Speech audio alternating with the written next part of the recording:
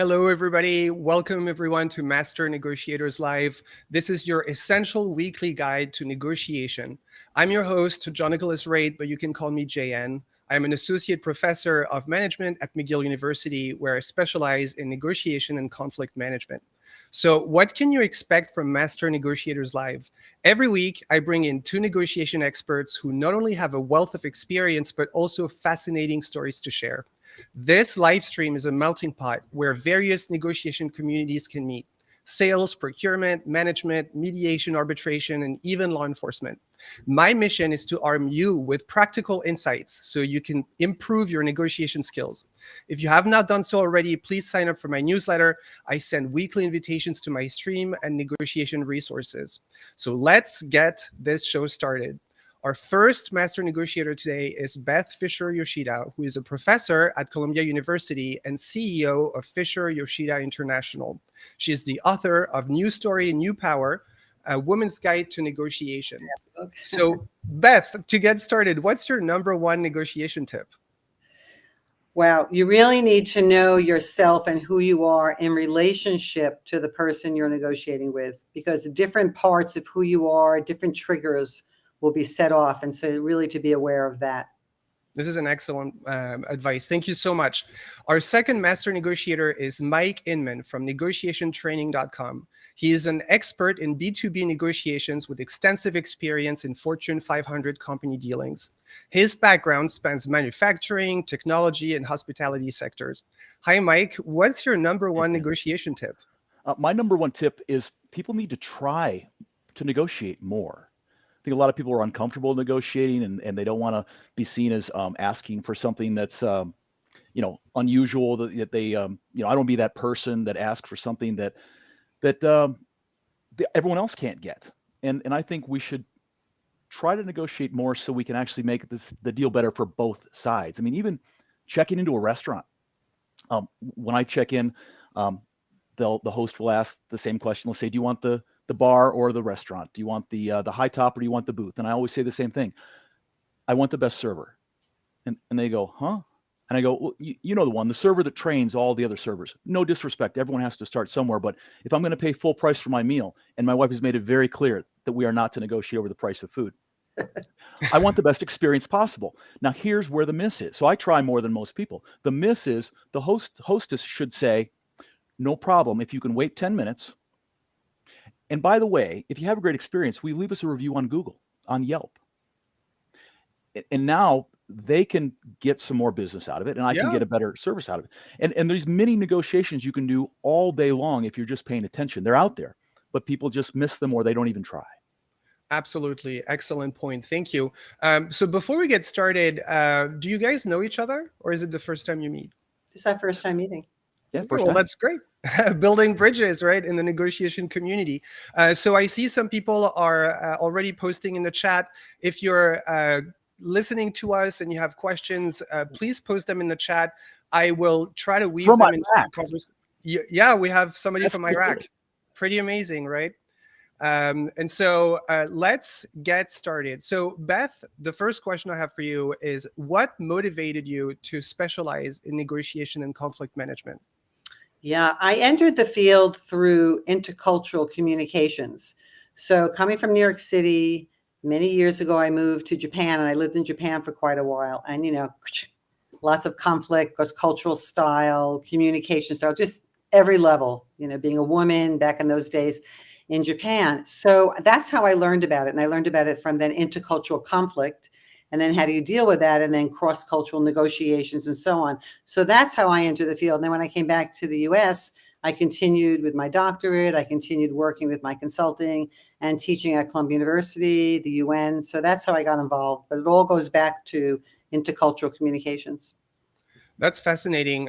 So you lived, I think, 15 years in Japan? At 13, yeah. Wow. I only have experience from teaching. McGill has an MBA in Japan, and I taught a negotiations class. And the first day of class, the students told me, oh, we don't negotiate in Japan. And so then they were like, what are you going to teach about? And then I said, but you do have conflicts, interpersonal conflicts. And they were like, yeah. And so then I was like, well, that's what it's about. Can you tell us about maybe just a glimpse of what's conflict resolution in Japan?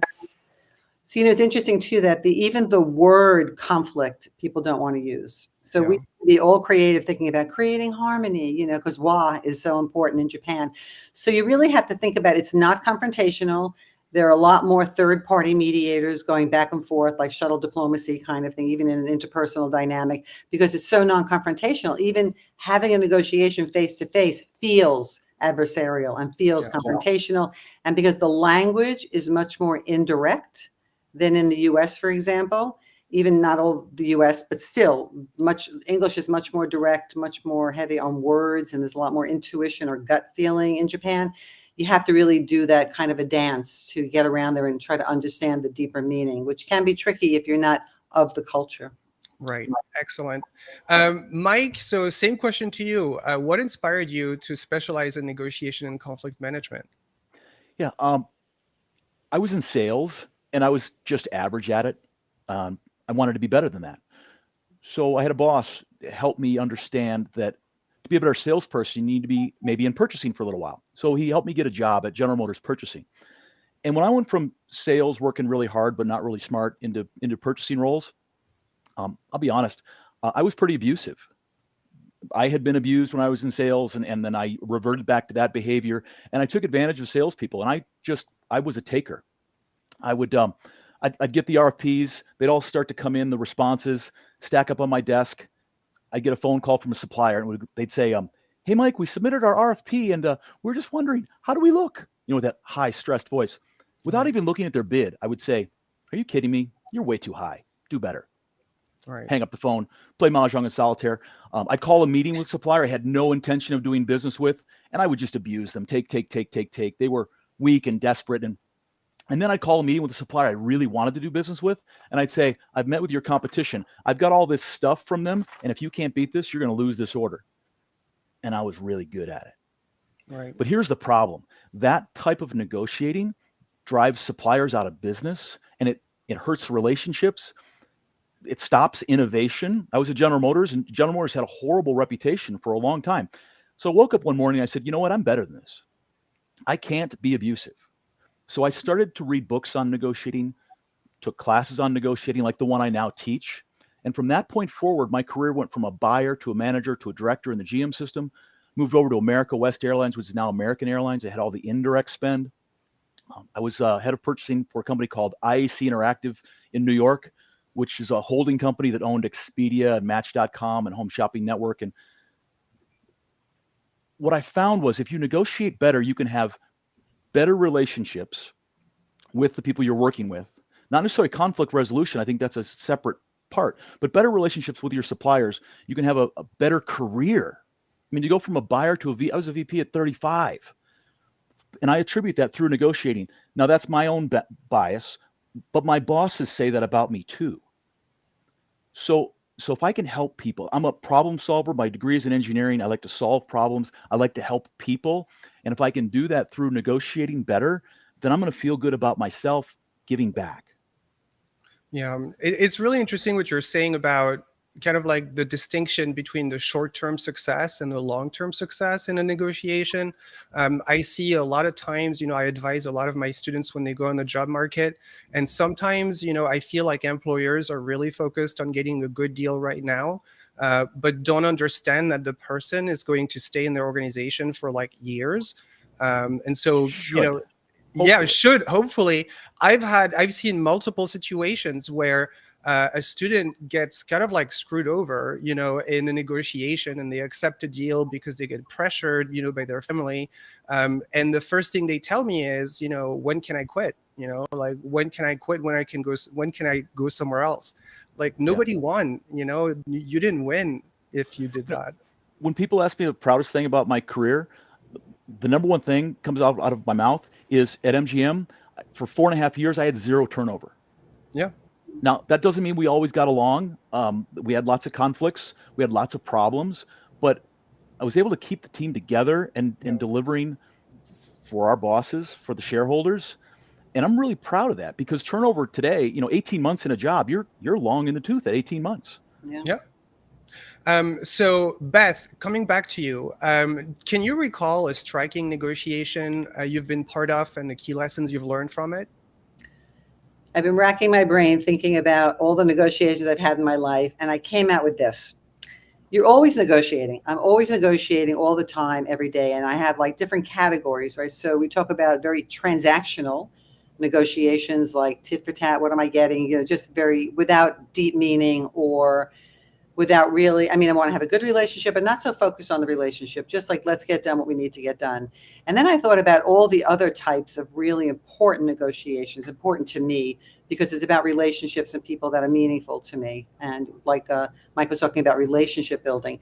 So if you're thinking about your family, I have 2 daughters now who are more mature, but when they were teenagers, life was a negotiation and didn't always go well, So I'm thinking about that. I'm thinking about negotiating with students. It's really funny how I'll teach negotiation or something, and students will want to negotiate assignments with me.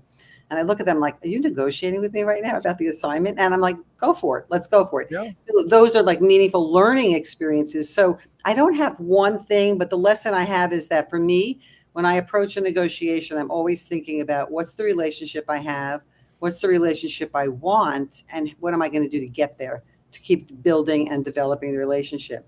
Because I always say, like, even if you don't meet that person again, you're going to meet somebody like that person, because you have issues that you have to deal with different people. So I may think you remind me of X, which can go lots of different ways. And so I have to figure out what's my learning edge. What do I need to get better at? And that's what I look for negotiation to do as well, is the outcome of the negotiation itself, building the relationship, and then improving my own learning. So that's kind of where I ended with that kind of question. I really have the same philosophy as you with negotiating with students. When I started out, I had in my syllabus, like, you can negotiate everything you want except for grades. And then a student told me, like, well, if negotiation's so great, then why can't we negotiate grades with you? And so then I thought, why not? Like, because then I realized it's really conflict management. It's really about, they disagree about the way they're treated, and I can either shut them down or I can have a meeting with them and then we can discuss it, which is honing their negotiation skills, right? Yeah, because absolutely. People say, well, I really just need a better grade. I'm like, okay, but what's the evidence? How are you going to support that? Yeah. So you really need to do their homework to prepare for it. So yeah. Oh yeah, absolutely. Excellent. What about you, Mike? Do you have a memorable negotiation experience that you can talk about?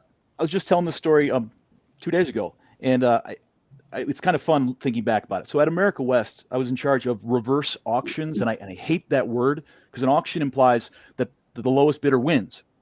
And so I called it online bidding. And the way I told all of my suppliers was, the lowest bidder gets the right to come and negotiate the rest of the contract. We're going to start with the lowest. If we can't come to agreement, we're going to go to the second. Don't think you're going to be the 5th highest in the market and end up winning our business. So to do that, we looked at several sourcing tools online. Free Markets was the giant in the space at the time, and we looked at Free Markets. We had a pilot, and we had a little pilot with MaterialNet. So through the process, we looked at probably 20 different reverse auction providers, and they all said the same thing: everything that you can put a price on, you can have an auction for. It doesn't matter if it's a product or service; it just doesn't matter. And one time, just out of my mouth, like, I turned the filter off and I said, so I could reverse auction providers? And the sales guy still, he kind of choked up. He's like, well, hey, sure you could do that. So I said, you know what we're going to do? We're going to do a reverse auction for reverse auction providers. Boom. So we put them all in the bid. We've got 20 of them out there. Starting bid is $100,000 for our scope of work, which was unlimited auctions. 100,000 with 10,000 bid increments. So first bid comes in 100,000, then a bid for 90, 80, 70. The market's going down. Now I've got a $200,000 budget. So I'm doing the happy dance. This is amazing that I'm going to save all this money on this tool that's then also going to save us money. So as the bids come down, all of a sudden a bid comes in at $9,999. Okay. The minimum increment is 10,000. I get a DM from this guy, Joe Pecoraro. He was the CEO of MaterialNet. Auction over, I win. Right? Now, Joe is a New York guy. He plays poker. He's all in. He's larger than life.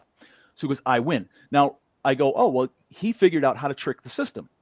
Because if the minimum increment is 10,000 and he's 9,999, no one can bid negative 0.1.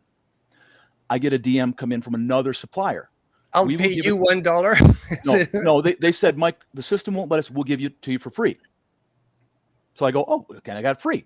So I go back to Joe and I said, hey, Joe, we've had another bid. It's in the system, but you tricked the system. Right. And by the way, and he came back and he said, I'm not going to pay you to do your auctions for you. And I said, I'm not asking that. I said, I have a 0 bid. Are you in or out? So Joe says, I'm in. Wow. We regroup after this. So I get this reverse auction provider for $0. We regroup. I said, Joe, what the hell's going on? And Joe looks at me and he says, I own you. And I said, excuse you? And he goes, you heard me. I took my marketing budget and I put it toward winning this auction. Oh. When I need somebody at a conference, you're going to get on a plane because you got planes. You're going to go for free. When I need somebody to write an article, it's going to be you. And I said, Joe, I'm no shill. I'm not going to say, well, if I don't like your service, I'm not going to say nice things about you. And he said, oh no, you're going to get my A team. I'm going to put the best people we have on your account. We're going to handhold you.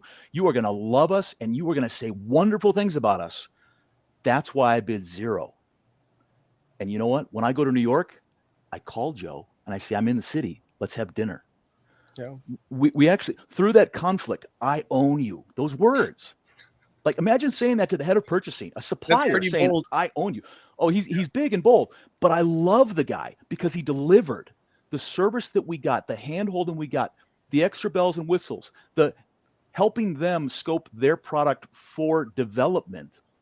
It was tremendously successful. The #1 ROI that America West ever had on any project. Now, starting from a 0 base, it's pretty easy to do that.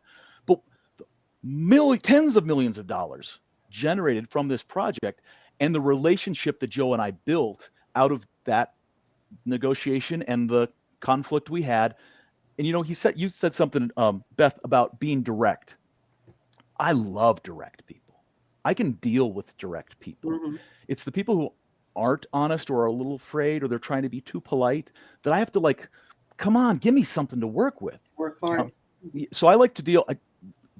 Asian culture is more difficult for me to deal with. I love dealing with the Netherlands. People in the Netherlands are great because they will just hit you in the face with how they feel.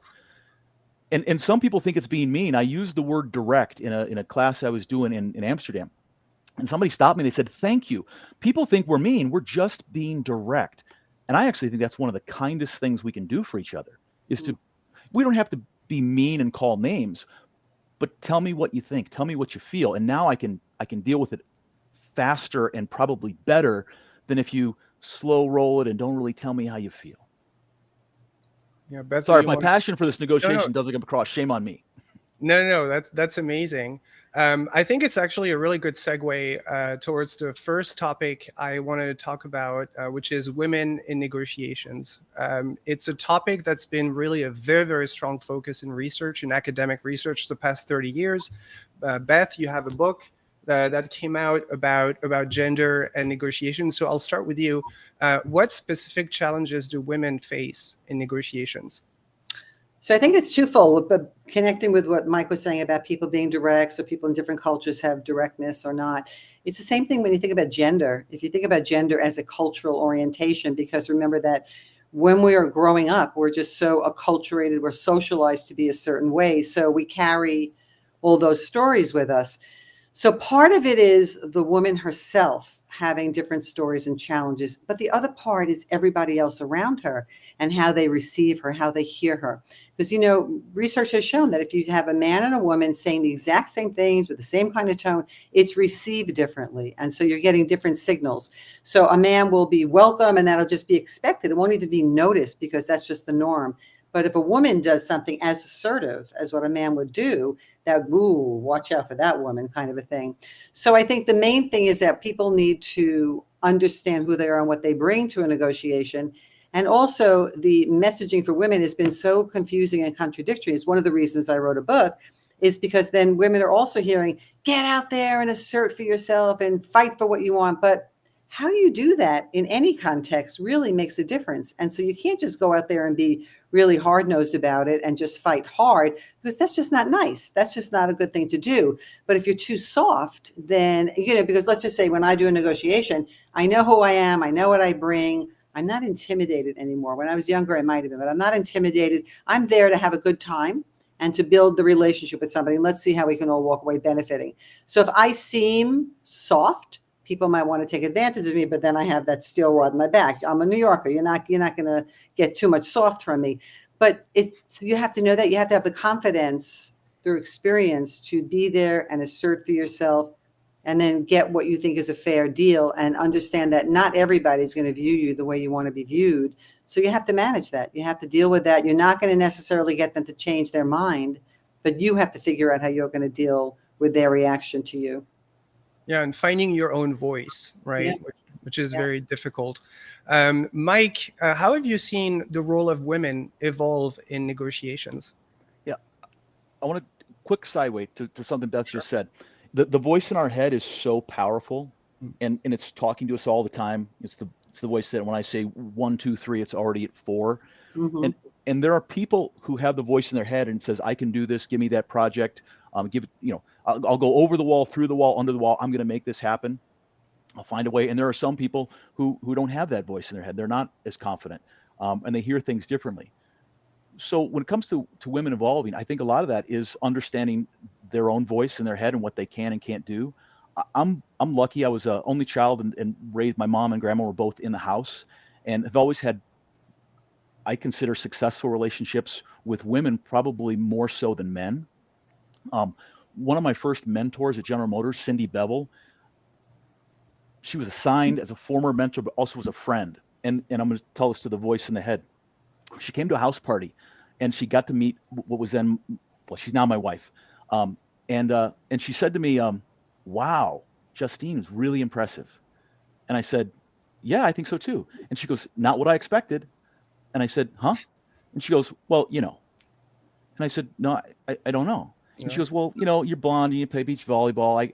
I kind of expected she'd kind of be a bimbo.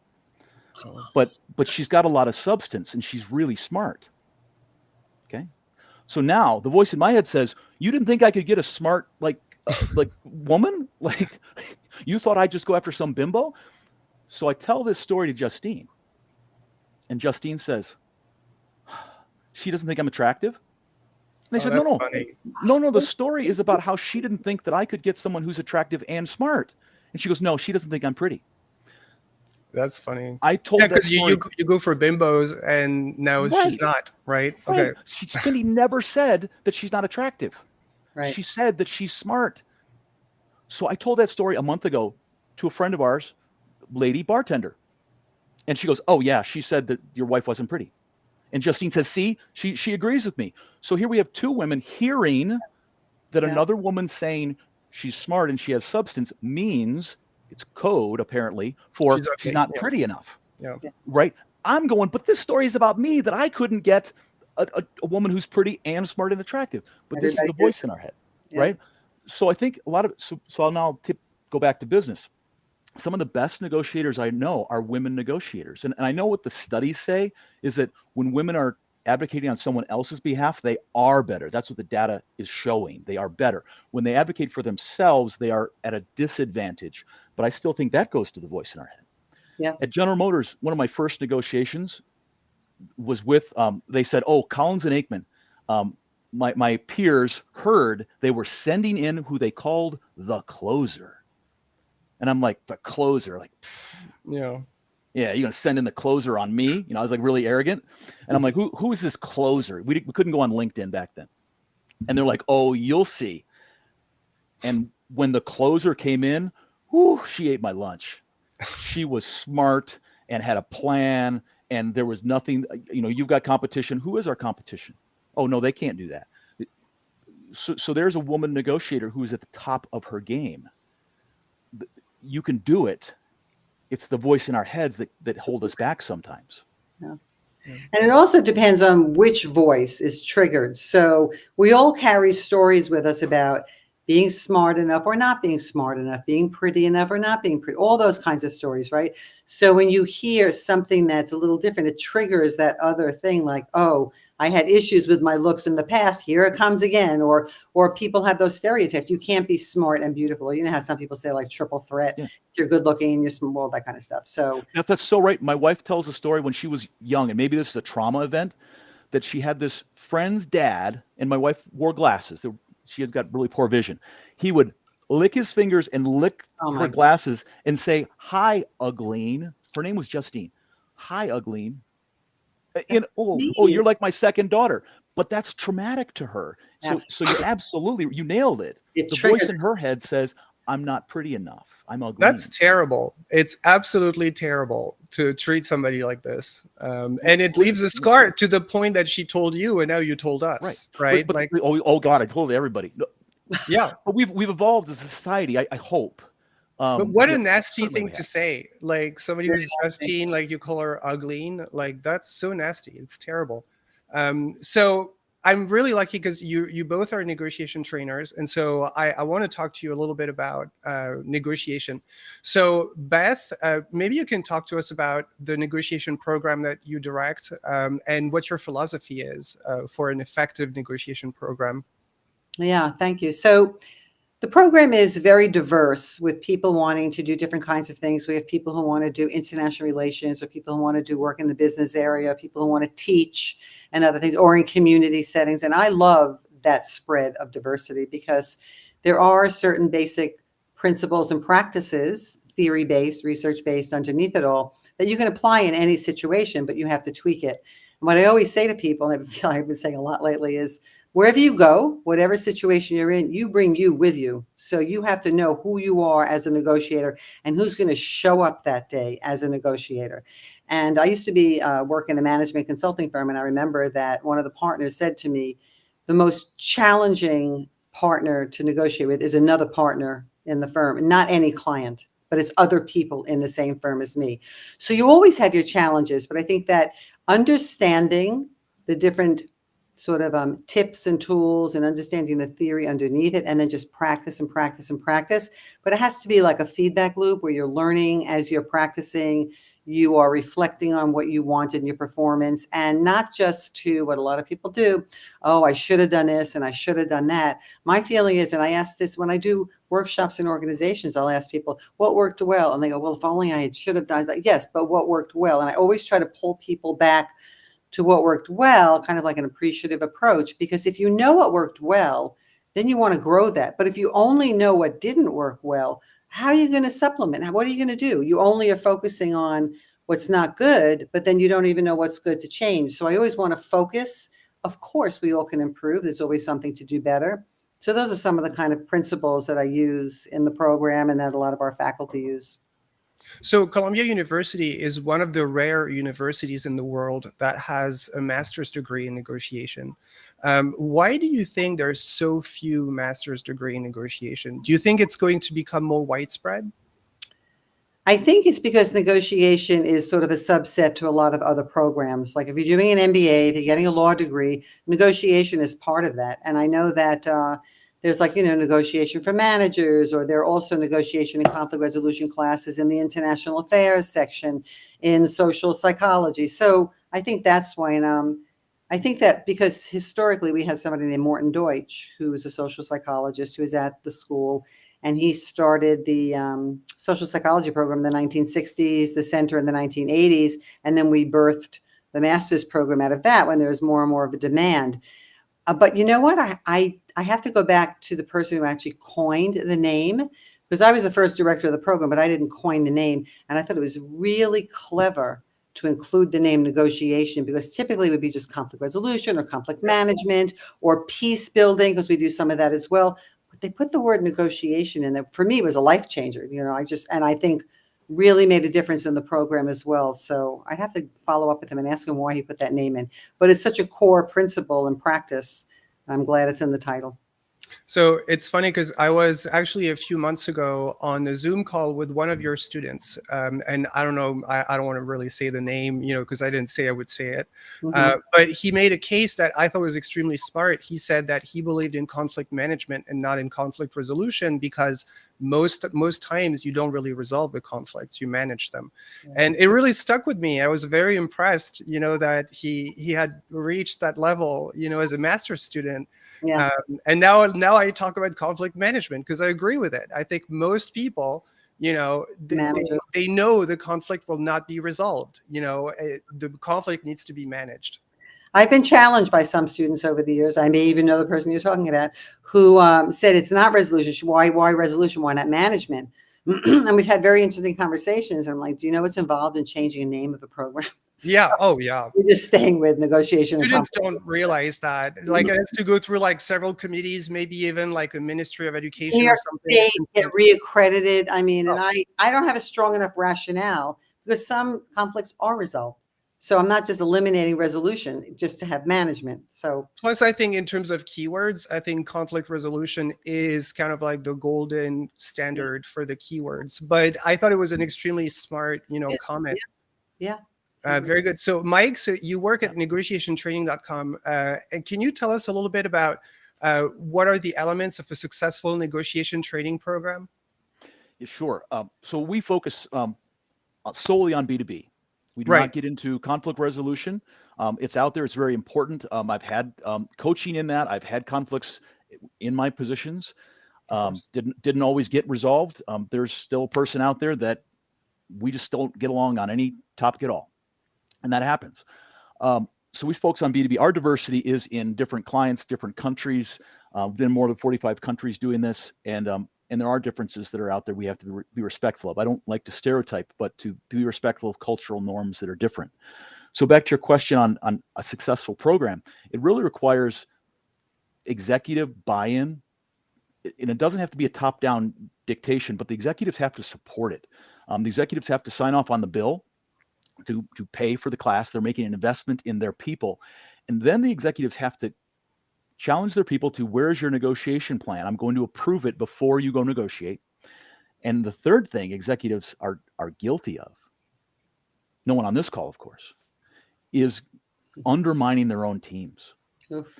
So what I see a lot of is there'll be a B2B negotiation. Salesperson will be in front of the customer. The customer will say, hey, listen, if you can't do this, I'm going to have to talk to your boss. Now, a really weak salesperson will give away all the value that they have, go to all of their levels to prevent the customer from talking to the boss. But that's not good negotiating because bosses have more reserve value. So when the boss comes in, now they're at their bottom lines and the boss is actually negotiating internally for even more value.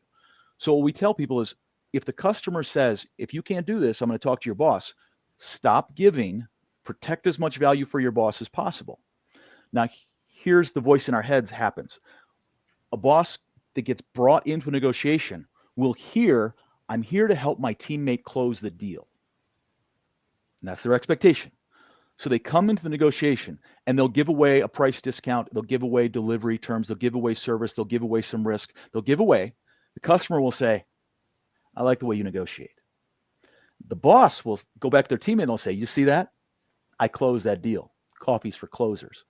In reality, what just happened was you've taught the customer the salesperson is non-material. Ignore that relationship and go to the boss. And now it's wasted use of the boss's time. And oh, by the way, the boss is giving away tremendous value. Mm-hmm. So we tell people to coach up and we tell management in the room, you got to plan for your negotiation. So your salesperson has stopped giving. They bring you in the room. Now you come into the negotiation, and instead of giving things away to close the deal, what you have to say is something like this. Hey, I talked to Jimmy about where we are in this deal, and frankly, I don't know how Jimmy got you here. In fact, at the next performance review, we're going to have a serious discussion. Look, I appreciate you as a customer, and I really want to win your business, but I'm not here to give things away. I'm here to negotiate. What do you got on your sheet of paper? Can you give us another year on the deal? Can you give us some more product lines, some more SKUs, some more share of your wallet? Now management is supporting their teammate. They're actually showing that Jimmy got this great deal for the customer, and now Jimmy's going to get in trouble for it. So now the customer and Jimmy should have a better relationship. Management preserves value and protects their time. And you've taught the customer, negotiate with Jimmy. Don't try that technique of going to management. So management has to be really integrated in the process of their frontline people negotiating better deals. Did that answer your question? Yeah, it did.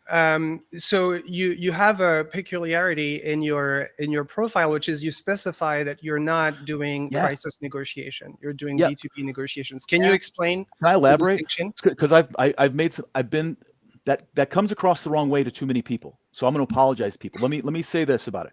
Crisis negotiating is the highest form, especially crisis hostage negotiating. You're negotiating over a human life. It's the highest form of the craft. So don't hear something I'm not saying. I'm not being disrespectful. I'm saying it's different. I was alerted to this by Scott Tillema.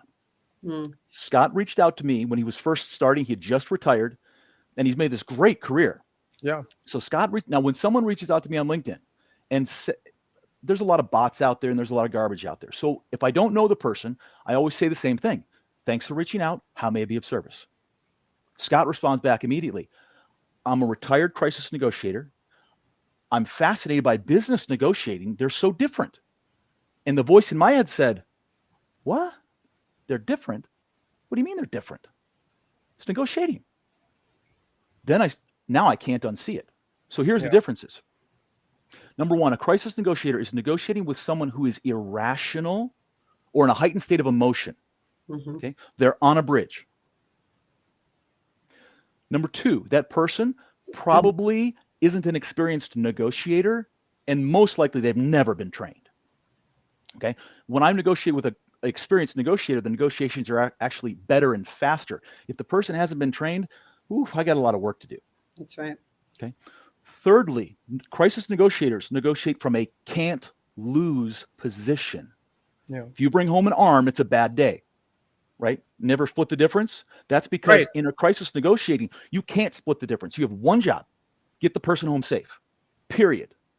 You can't say, okay, you can kill half of the hostages, right? And you can't say the other half. Yeah, I don't want to talk about killing. In the middle. Yeah. In business, a customer will say, "Hey, listen, if you can't do this, you got competition." And a good salesperson will say, "Yeah, I don't think our competition's as good as us," or "I don't think you're willing to go with our competition. I don't think you're willing to pay for the cost to change." A crisis negotiator with a person on the bridge cannot say, "I don't think you'll jump. I dare you." It sounds funny, but they can't do that. Yeah, and the fourth thing is really important, is a crisis negotiator doesn't have to have I'm going to say this word, I'm going to get in trouble, a real relationship with that person. In a business context, you're going to work for 3 years on the deal, and then you have a renewal. You're going to see the person regularly. You're going to send each other Christmas cards. You got to get that person off the bridge, whatever it takes. So I was just in a debate online with, and I won't use their name because they'll probably be upset, but they talked about manipulation and negotiating, and I used a word about manipulating. I said I think crisis negotiators have more discretion to be more manipulative, and they got upset at me. I'm not manipulating, and then they used a word. It said they said it seems like you have a problem with crisis negotiators, and I'm like, you just did a thing we call labeling, and you know it, and I do it. So what you did is you just treated me like I have no knowledge of your world, and I do. So now it's almost disrespectful. Had I wanted to, I could have just thought, you know what, screw you, and you're trying to trick me, you're trying to manipulate me, you're using these labeling techniques. But it's because of my cognitive bias. My experience says that doesn't work in business. Business people read the same books. They all know what labeling is. They all know what mirroring is. To a person on a bridge, they don't know what those things are. So you can use those techniques because they're very effective. I think, is it 96 or 98% effective for crisis negotiators to get a person into a safety spot? That's unbelievable. Business negotiators don't have a 90-some% close rate. No. But those techniques don't work in business. They can hurt a relationship. So there's some very distinct differences between the two. And Kel Jensen said this to me. We were talking about the differences. I never want to get a call at 3 a.m. Just because I'm a negotiator, don't call me. I can't do it. I am not equipped to do that job. And that's the way I feel. I'm not emotionally equipped to do that job. And I know the tools, but I don't know how to use them that well. So I say to people, I'm not a crisis, I'm not a conflict negotiator. I handle business. If I lose a deal, it costs some hundreds of thousands, some millions of dollars. If we win a deal, we make hundreds of thousands, we make millions of dollars. But it's not a human life. Right. If I could just add something. So years ago, I took a course on hostage and crisis negotiation and realized, this is not for me. This is not how I want to spend my time either in negotiation. But because I sort of became friendly and colleagues with people, once I started appearing at certain conferences, my whole LinkedIn profile, my connections changed. Suddenly, all these crisis and hostage negotiators were connecting with me. But the thing that really impressed me in having conversations with some people who do this work is the whole idea that maybe it's manipulative, but you really need to be honest. You can't lie. Because if you lie, like in business, you can sometimes I'm not saying it's ethically correct. I wouldn't want to do that, but you know how you can fudge some things. But in this situation, you cannot, because what happens is if you're telling the truth, you don't have to worry about and remembering what you said, because it's the truth. That's the one thing. But if you're lying and you get caught, you've lost your connection. And then empathy is a really big deal in the crisis and hostage negotiators. So we can have empathy sometimes in a business negotiation, but it's not as critical, I think. But in hostage and crisis negotiation, that's what I walked away with too, is that you have to have incredible empathy, honesty, and the relationship. You're not looking for a long-term relationship, but you are looking for a connection in those moments that you're doing that. Right. But it's a short-term connection. Right. You're not sending each other Christmas cards later on. You're probably never going to see each other again. Yeah. No. Yeah, that's a one-shot thing. I mean, I'm assuming a lot of hostage takers end up dead. In how there's a guy. Tony Shepard said. He was very direct. He said, and this made some crisis people very angry. He said, "Listen, sometimes the hostage negotiator, your job is to talk the hostage taker in front of the window so the SWAT team can put a laser dot on your head." Heard that too. And I'm like, oh man, that's mean, but it's not wrong. Yeah, that's what they do. It's direct. To use that word. Absolutely. There is a Canadian hostage negotiator, Paul Nadeau, that I had on the show last week or 2 weeks ago, and he's going to come on another show, and we're going to review a hostage negotiation where the person dies at the end, and it's kind of like the goal of the negotiation. I don't want that. I don't want that weight. I mean, I handle pressure, but a human life. Absolutely. And all that scrutiny and responsibility, it's very stressful. I mean, I question myself when I make mistakes, but I can fix them in the next time. If I lost a life, anyway. Yeah. So what I'm going to do, so I think we're going to transition to the second part of the show, which is Master Negotiators React. I'm going to play the jingle, then we will do a refresh of the room, and we'll watch a video that will comment.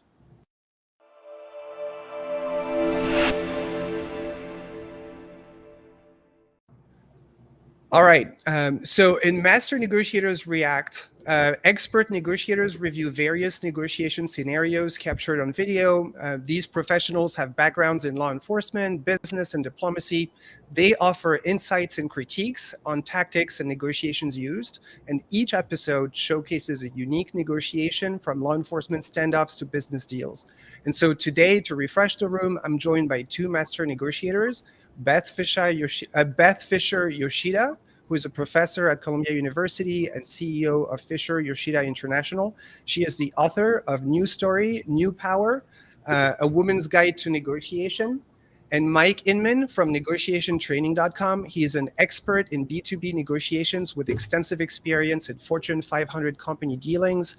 His background spans manufacturing, technology, and hospitality sectors. So let me share my screen and we will watch the video that I have selected today. I think, a lot of people will recognize this video. She is a woman who was a sales representative for a few months for a company called Cloudflare. And she was fired supposedly over her performance. And what she did is she recorded herself getting fired.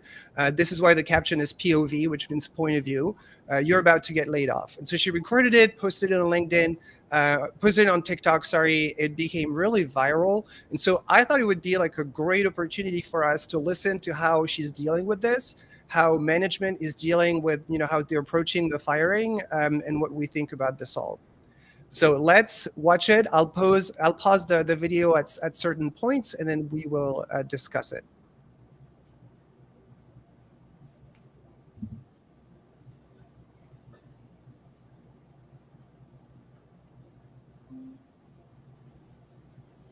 Hey, Brittany. Hi. Yes, I'm so sorry. My name's Rosie. I'm just joining the call. Nice to meet you. I'm the HR team. Can we a little more volume, Jan? Yeah, let me try to see if I can. Thanks for meeting with me. Hey, Rosie. I can't put it louder, unfortunately. We finished our evaluation of 2023 performance. This is where you have not met class expectations for performance. We decided to part ways with you. Yeah, I'm gonna stop you right there. So I started August 25th. I've been on a 3-month ramp, and then it was 3 weeks of December, and then a week of Christmas, and then here we are. I have had the highest activity amongst my team. Since I've started, I have had 3 contracts out, done a really great job managing my deals until the very end, but decided not to close last minute. So I don't think that makes a lot of sense for me and my third journey here so far. Also, every single one-on-one I've had with my manager, every conversation I've had with him he's been giving me nothing but I am doing a great job, I have had great activity, I have really great meetings, I'm picking up the products very quickly, and things have been going really, really well. I make really great relationships with my clients.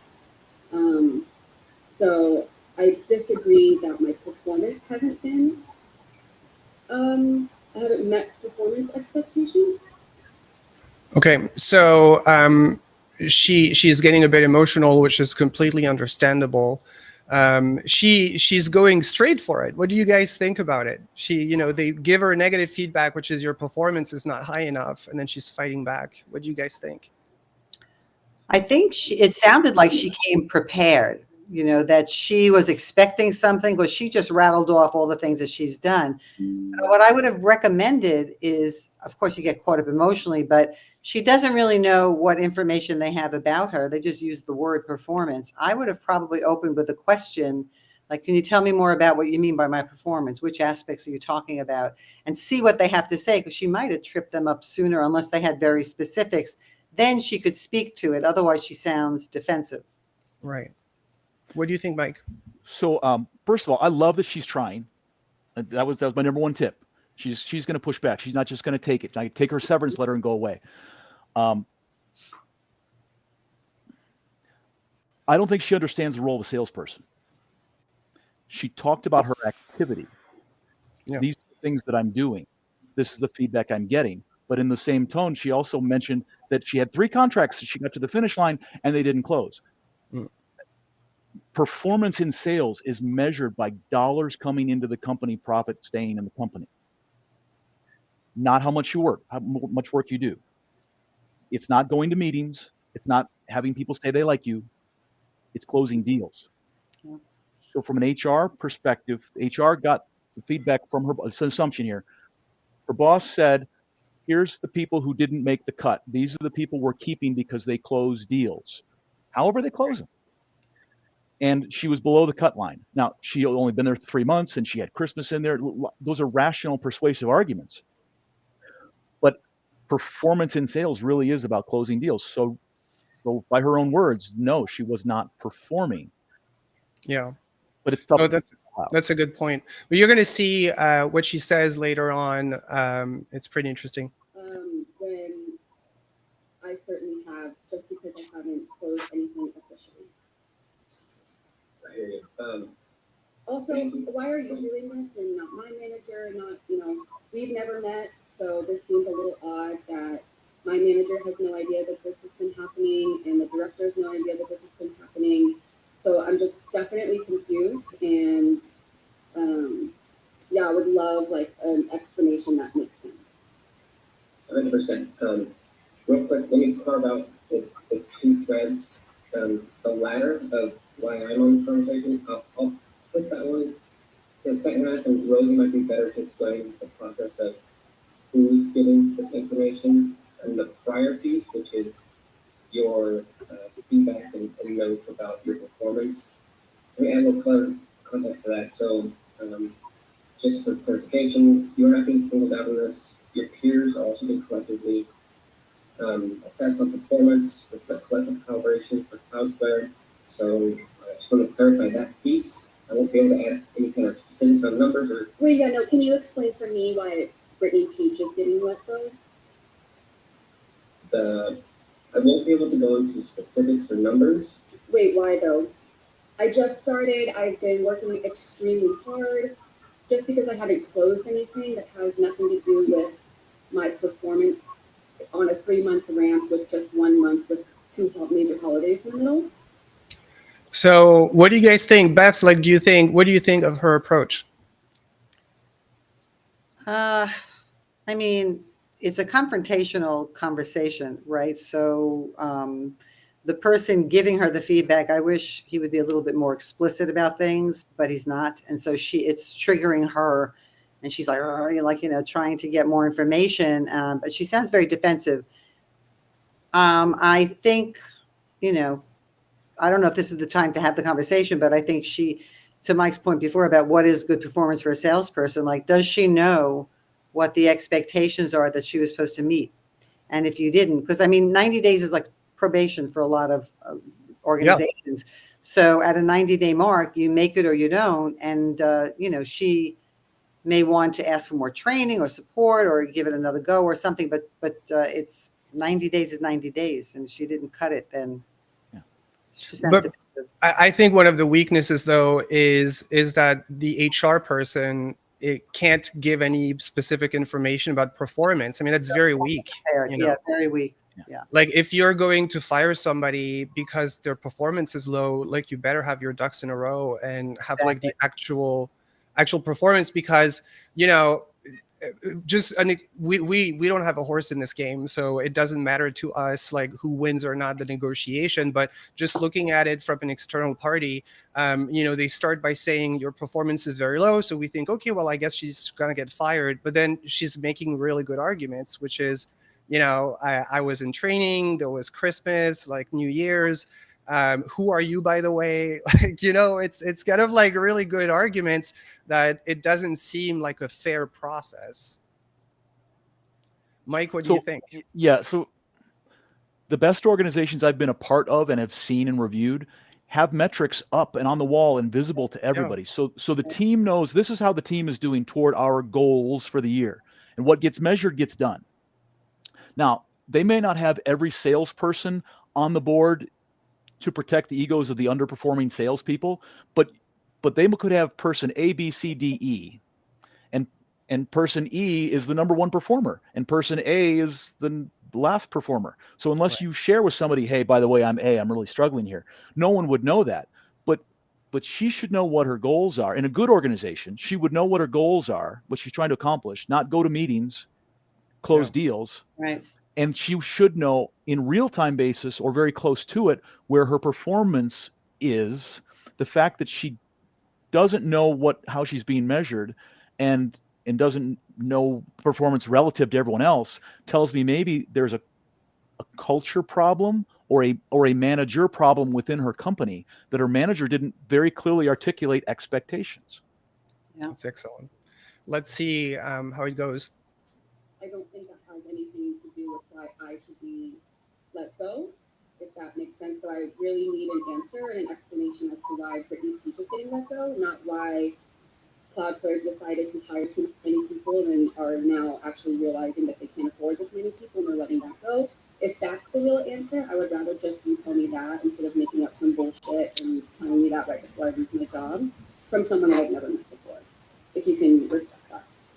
Yeah, I can totally respect that, and I don't think Dom or myself today is going to give you any clarity or answers that's going to meet the expectations that you're communicating to us, Brittany. So I can't speak to. So am I getting let go for no reason? If you guys can't give me a reason? I'm happy to follow up with you separately to give you the data that was calibrated.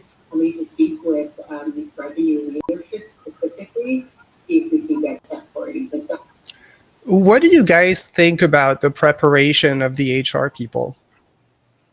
I think this was handled really poorly. I think, organizations, so if you want to be cold about it, they don't have an obligation to take care of you. They don't have an obligation to, you let you go. You don't meet the expectations. Here are the reasons. Sorry, take it up somewhere else. But as a person to person, you still have to have some level of caring. So I'm not supporting that cold approach.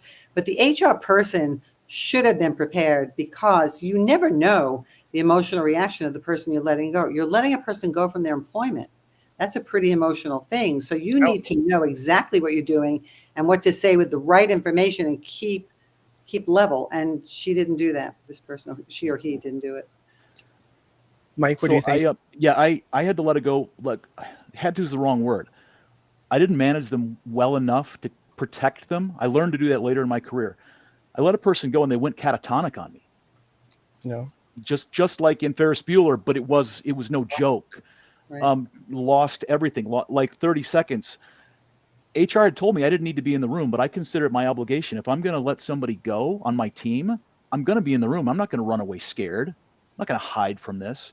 Now, there's things you're not allowed to say. The lawyers won't let you say, and I learned some lessons there. But here's what I heard from HR.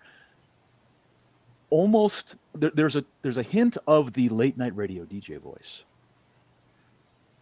Very inauthentic. Yeah. They corporate didn't plan it. speech. It's corporate speech. Yeah. Right, but they took a conflict resolution. So here's what they didn't do. They didn't fight her back. Yeah. Whether she's on the offensive, I think she's on the offensive. I don't think she's being defensive. I think she's going for it. That's just a definition of the word there. But HR is not going to push back on this. We're going to say, now, Brittany, we're going to remain calm here in this, and we'll get back to you. So, but they didn't do it well. They didn't do it authentically. They were coached on, so what you do, see, is you lower your voice and you talk very slowly, and it helps the other side to manage their emotions. And I just hear, you checked a box. It wasn't authentic. To Beth's point on trust earlier, I feel like they're kind of lying their way through this. Yeah. It's really interesting because I think, sometimes as educators, we have students, we have hundreds of students a year, and sometimes, they're very upset about a grade. And something that I really realized is, if they're asking you why they have a grade, they want to really understand, kind of like how they compare to other people. And it's really my role to say, I know you think your grade is unfair, so let me explain to you like why it's fair. And so I wish these HR people, instead of saying, I would never let a student say, oh, so you gave me that grade for no reason. Like I would never let them leave the office believing that. I would say, no, you're wrong. There is a reason. You just don't know it. And I'm going to explain it to you. But I wish they had some data to say, I'm sorry, Brittany, you're the lowest performing person in your entire team. Sally had 4 deals that closed, and Sarah had 2 deals that closed, and she arrived a month 14 ago. deals that closed. Exactly. Right. Something, where so that she doesn't leave thinking this was the most unfair thing in the world, because obviously, that's how people protect their ego. Like they go and they say, oh, they fired me for no reason. But, you need to be prepared. Yeah. And she's not learning anything from this. She's walking away blaming them that they didn't do what they didn't do. But if her performance was so poor, she needs to hear that as well. I agree. And I have to say also, like the tone of voice, that HR is using is a bit aggravating, because it sounds like a bit condescending, like, and it's really aggravating. And it sounds like fake. It sounds fake. It doesn't sound genuine. Like you're upset about this, Brittany. Yeah. Damn right I'm upset about this. I won't share any data today, but I can circle back on it. Like, no, like, don't do that. Like, they're upset, just sitting there just doing this one after the next. That's what it sounds like, that they're just getting rid of a lot of people without any connection at all.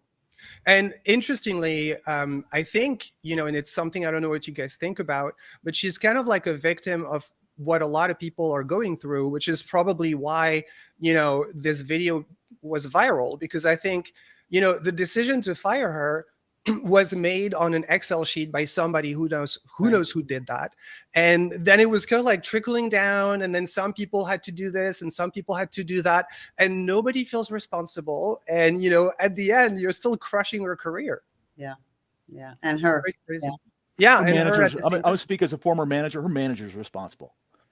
Yeah. It doesn't matter if the CFO said to do it. Your employee, the person that you hired, that you're in charge of coaching them, keeping them up to date on where they should be.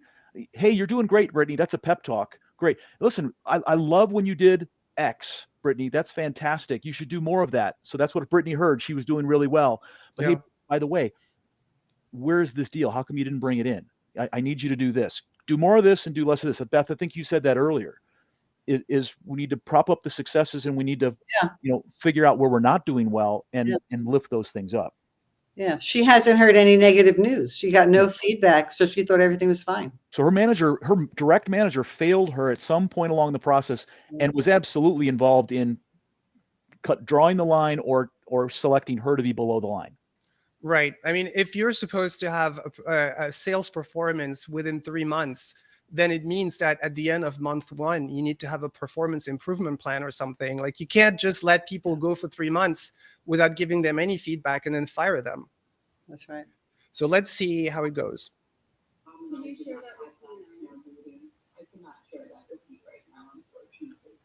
Yeah. It's understandable how you feel and your frustration. I cannot stress that enough. I have been working extremely hard. I just knew that this meeting was coming after knowing what's been happening with my peers and how extremely frustrated and upset everyone is. I know you guys must not be able to understand that, given that in the positions that you are in, and it must be very easy for you to just have these little 10-minute, 15-minute meetings, tell someone that they're fired, completely wreck their whole life, and then that's it with no explanation. That's extremely traumatizing for people, if you can imagine that. And I don't think that this is, it's just very, very shocking. So I have a question for you guys. I think there are different philosophies as to how one should respond to that kind of really bad news. I mean, all of us have been or will be fired at some point. Not every single job works out. And I think, I'm a millennial, and I think, my generation, we kind of like just take it. We don't really fight back. But clearly, the new generation is a lot more outspoken. Like those young whippersnappers. Yeah, I mean, what's your like? Because she's bringing emotions and trauma and that kind of things, and I know some managers who believe that this is a workplace. Like, we're not supposed to talk about that. So, what do you guys think about the place of emotions in that kind of discussions? It's just flooding her, right? So she doesn't really have control of her emotions. But here's the thing. What's the purpose of the conversation? If she's trying to just get a deeper understanding and move on, that's one thing. But if she's trying to get a deeper understanding and retain her role there, if she can, if she still thinks there's a chance, then that's a different thing. So if she's trying to hope that there's still a chance that she can stay there, her behavior is not right. She's too confrontational for that.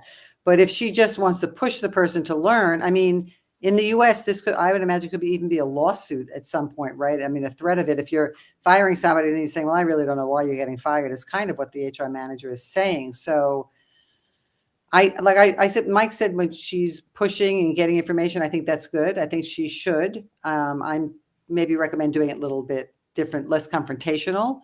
Right. But that you're right, that HR person's behavior is so infuriating that it just brings out more of that behavior from her. The HR person almost sounds passive aggressive, when she's like talking, well, I'm not going to be able to tell you that. And you're like, don't do that, Can I throw a slant on this? Yeah. So as Brittany said, this is the end of the day. Brittany was aware and did the POV video because she had heard it, tidal waves go through, right? So she's at the end of the day. HR, let's put ourselves in their shoes. Let's have empathy for them. Yeah. I was kind of hard on them, but they've laid off now It's rough. in 15-minute sections. They've laid off 14 people, had somebody go catatonic, and now they get to Brittany. It's the end of their day too. So People cry. I want to have compassion for the HR professionals here. I think they could have done a better job, but they're also in a very difficult spot.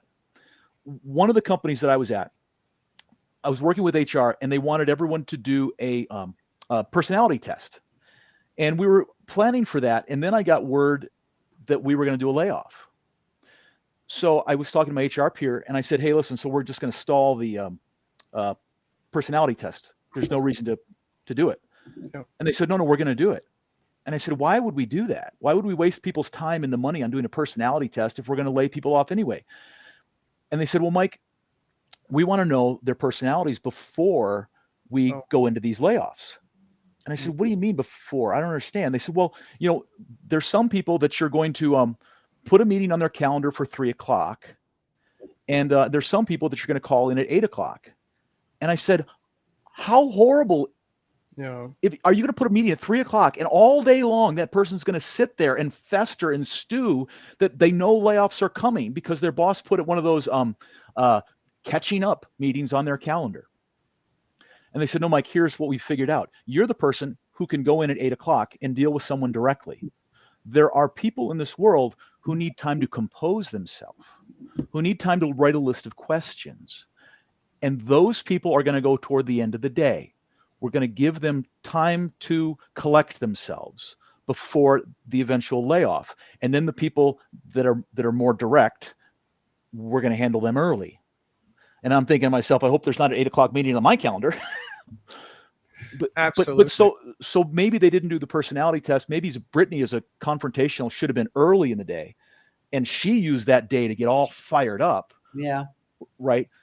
Yeah. So anyway, there's all these dynamics that happen, and again, this is why crisis negotiations are so important. Clearly, a lot of balls got dropped on this. Yeah. Had they known Brittany was an offensive person or a defensive person, but she was a direct person, they might have moved her up in the day and took some of the people who needed more time, moved them back in the day.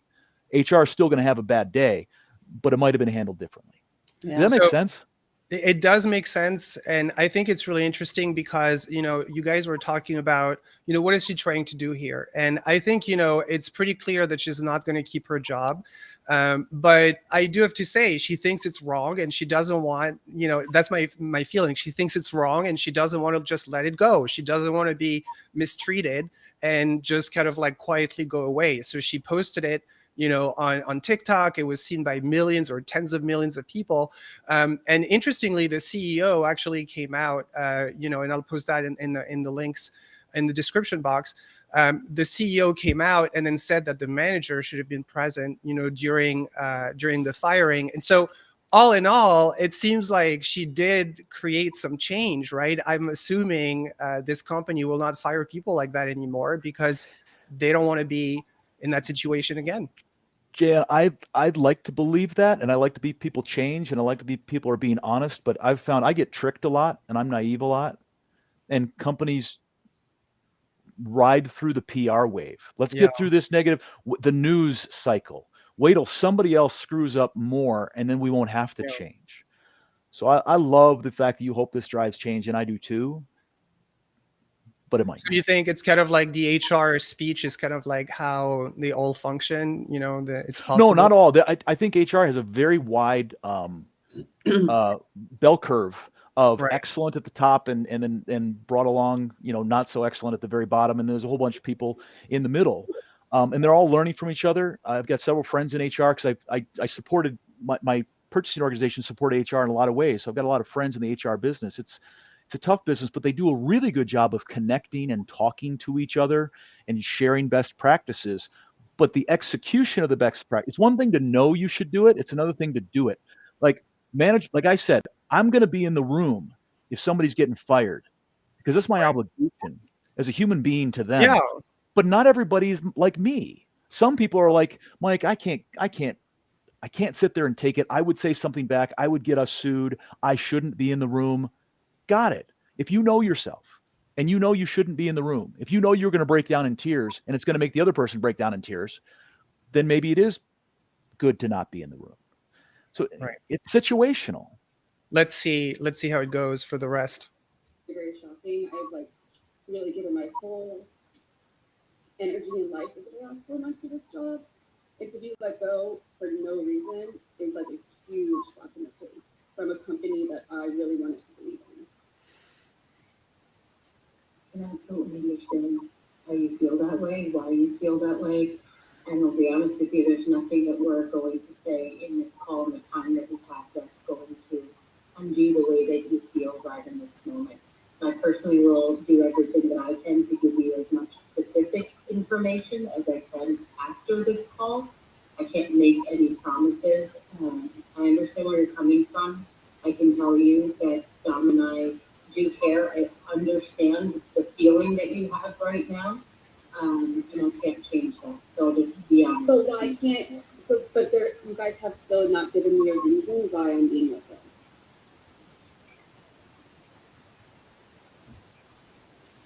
Despite constant positive praise from my manager, great meetings that I'm having, the amount of activity that I have has all been positive. I have not received any negative information. I have not been put on a performance improvement plan, nothing. So What I find a bit concerning for the HR department is she's clearly building a rationale where, you know, this company just fires people randomly and they're not fighting her back at all. Like they're just saying like, you're free to believe that if you want, you know. What do you get? How can they approach that? What would be a better way to approach that, Beth? You know, it's a whole performance management issue, right? So first of all, if you are a person in HR related field and you're in that role where you have to let people go, you really should learn how to do it well, right? Yeah. Also for yourself, not only for the other person, just so you can feel better about what you're doing. But it goes all the way back to how do we develop our managers? Very often people are promoted into managerial roles without proper preparation. How do you give the feedback? How do you build on the strengths, but also say what needs to be corrective? And then what we don't know, another missing piece is, did she know all the expectations that you will get coaching, you will get training, and after 90 days, we will have a review and it's a make or break situation. If you pass, then you move on to the next year contract. If you don't, then we're sorry, but you know, you gave it a good try. Something, I think there's so much that had to happen before they got to this point. This was ill-fated conversation from the get-go. Absolutely. Let's continue. We just have a couple of minutes left. Mhm.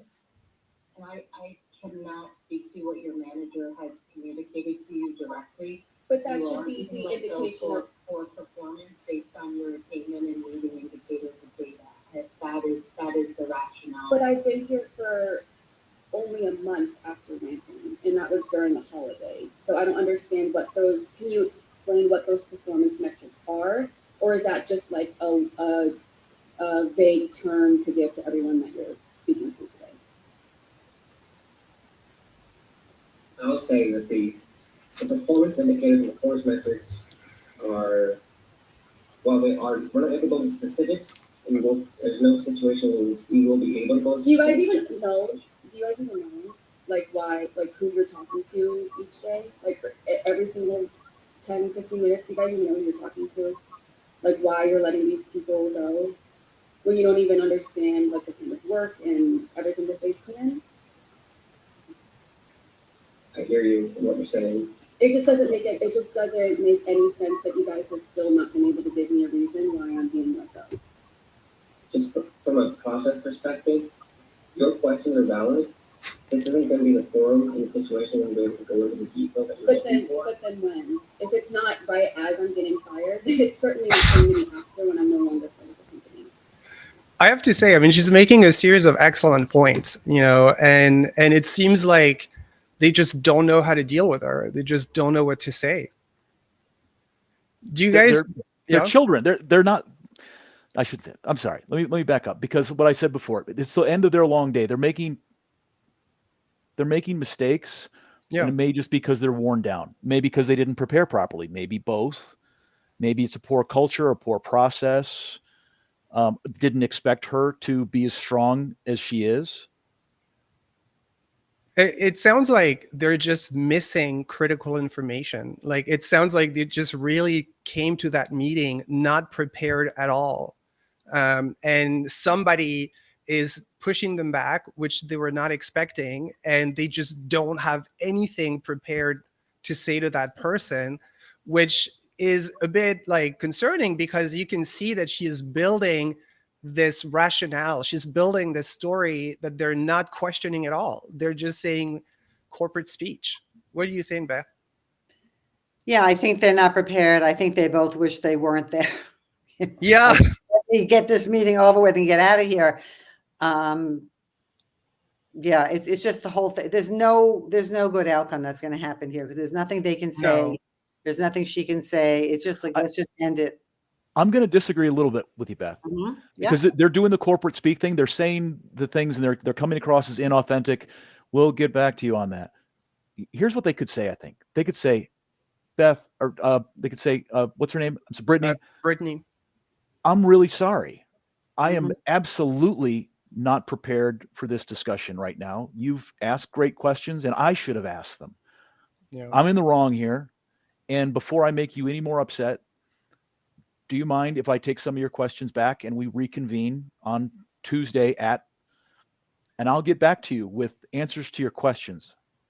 You know, fall on the sword. If you don't have the info, instead of saying, well, that's a really good question, say, oh man, that's a great question. And I'm going to go find out. And here's the time I'm going to get back to you. I Yeah. agree with you, except for the part of saying I'm wrong, like I'm not prepared, but say, Right. you know what, these are good questions. Let me Right. get the answers for you, but not necessarily admitting wrong. Well, you're right, because there's legal risk there, and I'm not a Right. lawyer. And that's another thing that Yeah. I'm not. So use But that. but to at least say, this isn't being productive. I'm making you more I mad agree with that. Yeah. Yeah. by not having the answers that you expect. Let me And get my the job answer. is not to make you more mad, Brittany. That's right. You know, this has gone a different direction than I expected. Before I make you any more upset, let's reconvene and I'll come back with answers. Or maybe explain the process, you know, that how exactly this decision was made, but to explain like yeah. why the manager is not here for the meeting. Maybe there were previous meetings where the decision was made. I don't know, but it just seems like they're kind of like saying basically, we don't have to tell you that. So, you know, I Well, understand. that's why I'd rather them be direct. Yeah. Be like a New Yorker. Hey, Brittany, listen, those are great questions, and I'd want to know if I were in your role, but we're not going to provide that information to you. Yeah. Let's see how it is, because then I want us to switch to Yes. the last part. So I don't think there's anything we can say in this moment or today, Brittany, that's going to change the way that you feel. And it's understandable. I'm taking words and feedback and we'll circle back. Yeah, I know, you, Not that's going my to next week change too, the but outcome that's, of the meeting. It's not going to change the outcome of the situation today, so it may be best if I do get into more of the specifics of what the next steps are, because I think it's clear that you have questions that we cannot give answers to. And if you'd be open to it, I'd love to move into what the next steps are so that you're not any further blindsided than you're already feeling. okay. Thank you, Don. And again, I'm really sorry that you're having this experience and feeling this way. One of the things that we want to confirm is your personal email address, because that's where Because we're deleting your professional one. So, you know, we want, like, this is, oh my God. I feel sorry for her. I really feel sorry for her. It's never fun to be fired. What do you think of that whole video as a wrap up? It's very Beth, you wanna go disturbing. first? Yeah.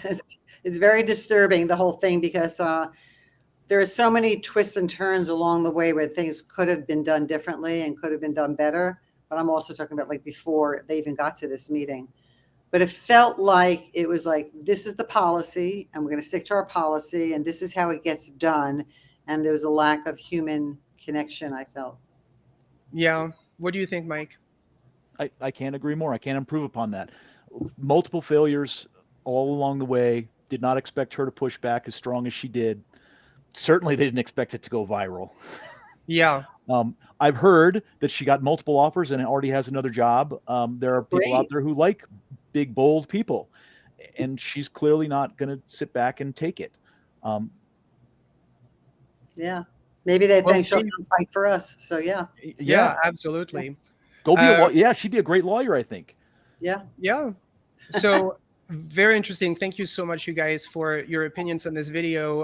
If you're part of the audience and you have another video that you want us to react to next week, please send me the link and we'll react. We will switch to the last piece of the show. Let me just put the little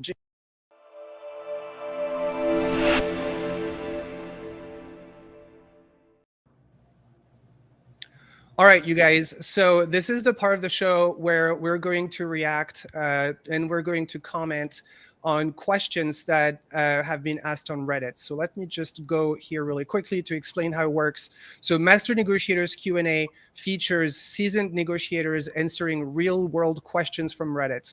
Our negotiation experts provide concrete advice on a range of topics, from managing everyday conflicts to mastering complex business negotiations. If you're just joining us, I will reintroduce the guests. Today, I'm joined by two master negotiators, Beth Fisher Yoshida, who is a professor at Columbia University and CEO of Fisher Yoshida International. She is the author of New Story, New Power, A Woman's Guide to Negotiation, and Mike Inman from negotiationtraining.com. He's an expert in B2B negotiations with extensive experience in Fortune 500 company dealings. His background spans manufacturing, technology, and hospitality sector. So I went on Reddit, and there is a community that is called Negotiation. It's a subreddit. And people ask questions about negotiation, and I always think it's very interesting because those are real life negotiations. So the very first one is extremely it's just a one sentence one, which is any good tips for negotiating a raise during a performance review? What do you guys think? What would be your tips for negotiating a raise in a performance review? Mike, do you want to go first? Yeah, absolutely. So first of all, here's what not to do. Don't say, I've got another offer, I'm prepared to take it. If you don't hold them hostage. The studies that I've seen in HR say that when a company makes a counter offer, it's something like 68% of the people end up leaving within the next 8 months anyway. It presents itself as a confrontation with the other side. So you can frame it up by saying things like, hey, I'm trying to buy a house and mortgage rates are really high, and I know that's not your problem, but I'm really looking to make some extra money around here. I would often try to coach people to take it out of salary. I understand that's a number everyone has to hit, but compensation is so much more than that. Similar to my suggestion on trying, if you can say to your boss, hey, listen, I'd like to get a raise. What is it going to take to get me a raise today in this meeting? Now, the boss is probably going to say, oh, no, I'm not prepared to give you a raise. I just don't have a bucket of money under my desk to just hand to you. Okay, what's it going to take to get me a raise in the next month? Who do we have to talk to? What kind of paperwork do we have to do? The assumptive close, you're using a sales technique in that you're selling yourself. If your boss says, oh, no one's getting raises, times are tight, I can't give you anything, you can say, well, 6 months, a year, when are we talking about as the next opportunity? Yeah. One thing that I've found very successful in helping my bosses, if you help your boss, you have a much better chance of getting a raise, is asking questions like, what keeps you up at night? What do you hate about your job? And then when the boss reveals that, you say, do you mind if I take that on as a side project? So Right. I'm going to show you that I can produce useful, value in something that's important. Right? Be useful, and then expect something in return. Right. It would be my suggestion there. There's no, bosses have been through the negotiation training. You're not going to trick them into, giving you a raise because you used mirroring. That's not. No, exactly. But what I like about your approach is, typically asking for a raise is seen as something that's a conflict, like a fixed pie conflict, in the sense of you're going to have to give me more money. It's going to hurt you and benefit me. But what you're saying is ways to make them aligned, right? It's to say, no, actually, I'm going to help you with something that you need, and you're going to give me money for that. We're both winning. If you say to your boss, how do I get you promoted? Yeah. What? Wait, most How to people help want to you? get themselves promoted. How do I get you promoted? Because I can't get promoted unless, You're there's nowhere for promoted. me to go. If I get you promoted, maybe there's a chance that I can get your job. How do I get you promoted? And develop that relationship with your boss, where your boss knows that you're there to help them be successful. What do you think, Beth? Two ways. One is, it really depends on what the conversation is. If it's performance, setting goals for next year, then I'm not sure that's the time to have the compensation conversation. So you have to really understand what that meeting is. And then I agree with Mike and you on the compensation. It should be way broader than just a number. So if they say, sorry, fixed budget, nobody's getting a raise. Okay, what are some learning opportunities for me? Or who can I shadow in the company? Can I be put on a different kind of a project so I can learn new skills? There are many ways of really going like lateral and really enhancing the package rather than only salary. And flexible work hours is something that I see a lot of people negotiate now. It used to be kind of like only salary was the variable of adjustment, but now I see a lot of people saying, well, if you can't pay me that, then I want to work 4 days a week. That's right. That's Yeah. right. And by the way, nowadays with hybrid work, yeah, taxes are you can get an 8% raise just by moving across a state line. Yeah, if you don't have to be in the office anymore, I'll move across to a low tax state. Yeah. And especially in terms, just the value you get out of your employment. It's not just salary. It's also the way you're treated. It's your development opportunities, all that kind of stuff. Okay, very good. The next one is something that I think is extremely interesting because it's a question people always ask, which is about lying. And so lying about another offer. The person says, I'm looking to apply to a different position within the same department because it pays over $10,000 more. However, if I do get it and they offer me the lowest amount, I want to negotiate for higher. Is it a dangerous tactic to say that I received a different offer from another company and want to match it? I know they're going to lowball me, so I'm thinking of what to do since I've never negotiated before. What do you guys think? I have my opinion, but what do you think? I think Mike said something before, like, don't go in there saying you have another offer because somebody say, well, that's great, go take it. And then you're out of everything. Yeah. So well, I wouldn't say either they say go take it and then you lose your job immediately, or you've hurt the relationship. It becomes when are they going to leave for the next best offer? Do we have time for a short story on this topic? Sure. Okay, so I had a position that was open for about it was open about 3 months before I got there, and about 3 months while I was there, we were having trouble finding. It was a print expert, and they were going to be managing $100 million contract. It's a pretty big deal. Yep. And I had asked my team, did anybody apply for the job? And 3 people said no. If they would have wanted us to have the job, they would have offered it to us. And I thought, good, you're not right for that job because you didn't step up like Brittany and say, I want that job. Now, we find this great candidate through a recruiter. I won't use the exact numbers, but we made them an offer. The recruiter comes back and says they've got a competing offer for 10% more. Now they had lived they were living in Pennsylvania and I was in Michigan.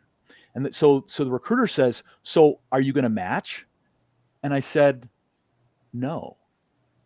Yeah. And he goes, Mike, you're going to lose this great candidate over 10%. And I said, no, I'm not losing over 10%. I want to see how their decision process goes, because if they're willing to move their entire family from Pennsylvania to Michigan for 10%, when are they going to get the next 10% from somebody? I'm going to lose them in 6 months or a year because they're chasing the dollars. I want to see how they make decisions. Yeah. And they took the other offer for 10% more, and that's their discretion. People have bills to pay, but the next person was amazing. We had to wait a little longer, but they stayed. So the lying about the offer thing can produce some really negative consequences, and you lose trust and credibility if they find out you're lying. So I would 100% say, do not say I have another offer. You could say, look, I love you. Don't say that, HR will get called. I love working here. This is an amazing place. You understand, rents are rising. I don't want to have to go look for another job. How do I get on the path to make more money here? Yeah. Without saying I have another offer. That's right. What's really interesting here is the person, and that's what I see a lot.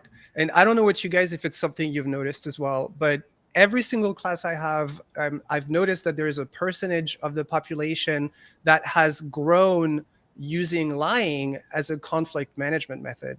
And they do that because they're not assertive, and they worry a lot, that they're not going to be able to protect their boundaries. So they come up with external reasons, right, why they can't do something or another offer. The problem is it backfires a lot. If the other party says, wow, you have like this offer, that's amazing, like good for you, we really can't do that, but we'll miss you, then you're stuck. You can't say that you lied, because you're a psycho. Like, if you say that you lied, like it's over. And Yeah. you have to pretend to go to that fake offer that doesn't exist. But Jan, that you can tell other lies. You can say, "Oh, well, it fell through," or "I decided I liked it here so much I was willing to take that 20% hit." Now you're just compounding your lie with more lies. Yeah. That's why we should stay away from lying. In fact, I tell Don't people lie. when I negotiate, I have a hard rule for myself in a negotiation: I do not lie. Yeah, no, me neither. Period. I'm a terrible I liar. I will say that's not material, or I'm not going to tell you. Somebody will say, "Hey, bottom line that for me," and I will say, "I am not going to give you my bottom line." I will be borderline rude, direct, but I'm not going to say, "Well, my bottom line is 250,000. I really Yeah. hope you believe when I say that," if that's not the case. I was I had a very, very good friend a long time ago who lied during a job interview about saying that she had quit instead of saying she had been fired. And it's something that actually backfired, because it was during the 2009 recession, and the two recruiters were like completely mind blown that she would quit, during the 2009 recession. So she looked crazy, because they were like, and the entire discussion revolved around, why would you do this? Why would you do this? Yeah, like, why would you do this? And what are you going to do if we don't offer you a job? And so, yeah. Can I talk about liars a little bit? Sure. Because Chris Voss came up with something. He dispelled 9 myths. Right. On negotiation. And one of them was that you should do your homework. You should do your research before you go negotiate with somebody. He said you should not. And I said, what? Yeah. And I read his rationale, and it's very good. He said because people are liars on LinkedIn, on social media, Facebook, they're liars. Yeah. Now let's go cognitive bias. Chris has probably had 1,000 hours of profile training. Right. When he has to show up at the bridge at 3:00 in the morning, he's got a half hour to get there. He does not have time to go on LinkedIn, and he's got 10 other priorities. Right. Now, that's a crisis negotiating. In a business case, a LinkedIn profile is a person's billboard. They are choosing to create it to put those words about themselves. If I ignore someone's LinkedIn profile, I consider that I'm being rude.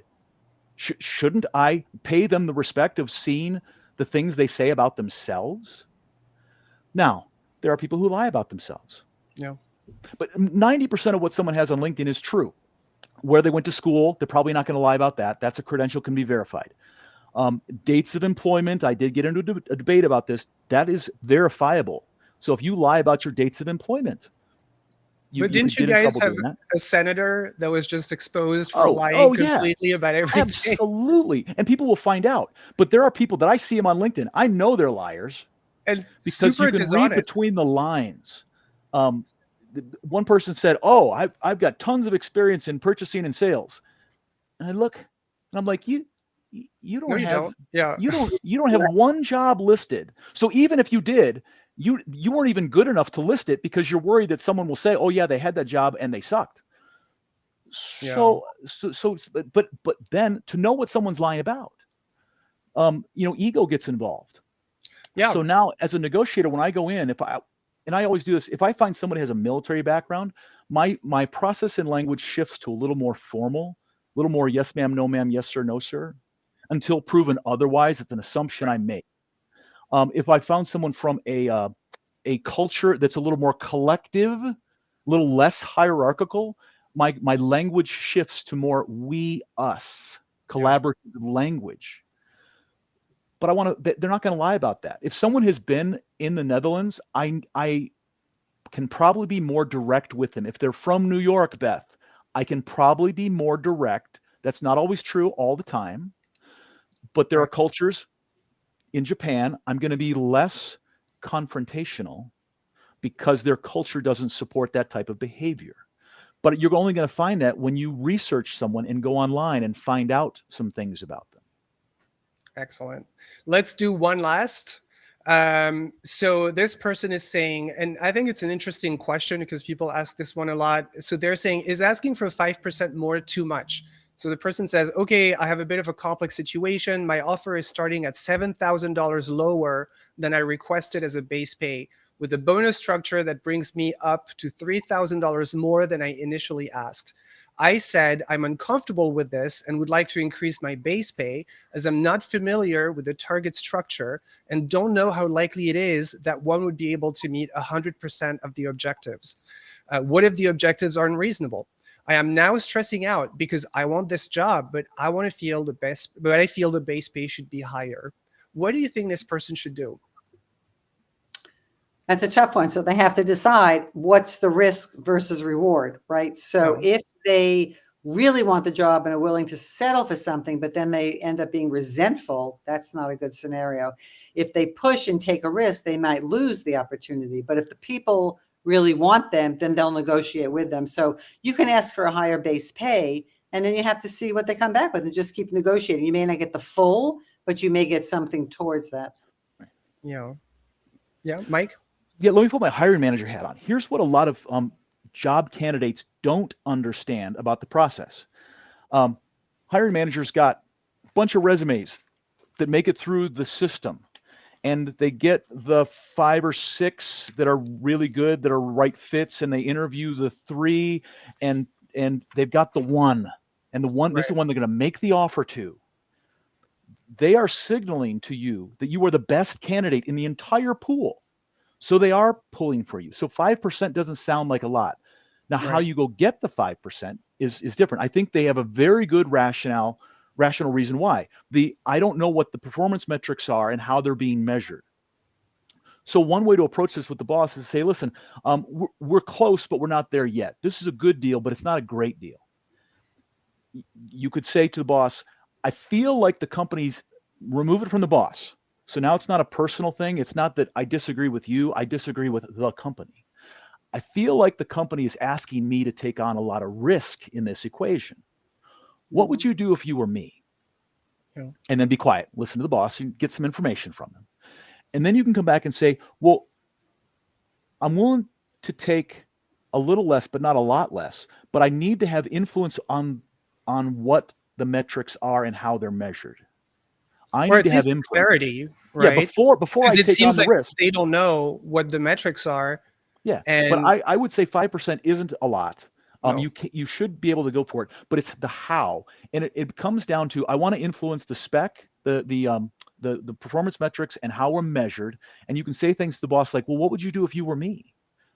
Because the boss, who now is shown that they're pulling for you because they picked you of all the candidates, should give you some insight into, well, listen, here's what you can do. See, I'm not authorized to tell you this, but if I had an email from you that said you need 7% more, I might be able to get you 5% more. Right. That's excellent. Thank you. Off the record, like, I can't tell you this, but I need for you to ask for it. Yeah. All right. You guys, this is the end of the show. I really want to thank you so much, you guys, for making time for us and sharing your knowledge. So please go follow them on LinkedIn, Mike Inman, Beth Fisher Yoshida. And don't forget to sign up for my newsletter so that you can receive the invites for my next events. I will see you next week. Thank you so much, Beth. Thank you so much, Mike, for your time. You. It's been a pleasure. Yeah, it's been a lot of fun. Take care. I'll see you soon. Thank you so much. Everyone. Have a good one. Bye-bye. Bye now.